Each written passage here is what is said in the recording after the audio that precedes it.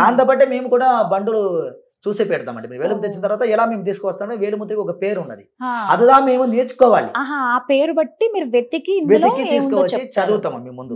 కానీ ఇన్ని కోట్ల మందివి ఒకళ్ళదే ఒకలా ఉండదు వేలుముద్ర. అవునండి, అసలు ఒక వేలదే ఒకలా ఉండదు ఒక మనిషికి కూడా. అసలు ఎలా తెలుస్తుంది? అదండి దేవుడి ఆశీర్వాదం, నిజంగా ఇది శివునుడి ఆశీర్వాదం అండి అది. ఎందుకంటే అందరికీ దొరుకుతుందని గ్యారంటీ కూడా లేదండి. ఇది ప్రార్థన రావాలి, అంత సమయం రావాలి, మీరు అప్పుడే మా దగ్గర మీరు వస్తారు. అర్థమైందండి.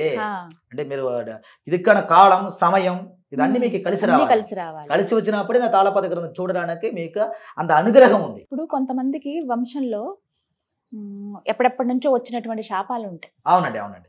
అలాంటివి కూడా తెలుస్తాయి. తెలుస్తుందండి, తెలుస్తుంది. இதுல ముఖ్యంగా తెలుసుకోవాలంటే వంశదోషం, పూర్వజన్మం సంబంధించినది తెలుస్తుందండి. పూర్వజన్మ కూడా తెలుస్తుంది. అలా ఎన్ని జన్మలు తెలుస్తాయి? 7 జన్మ రహస్యం తెలుసుకోవచ్చు. ఇప్పుడు మీరు ఎన్ని జన్మలో ఉన్నారు కూడా తెలుసుకోవచ్చు. ఇప్పుడు అర్థమైందా? మీరు ఒక వేలుముద్ర ప్రకారం నిజంగా అద్భుతమే. అదే అండి, అద్భుతంగా తాళపత్ర గ్రంథం. ఒకసారి ముట్టుకోవచ్చా మేము? చూడండి. అస్సలు అర్థం కావట్లేదు గురువు గారు, మాలాంటి వాళ్ళకి అర్థం కాదు. కాదండి, దాంట్లో ఉన్న మొత్తం ఓల్డ్ లాంగ్వేజ్ అండి. అసలు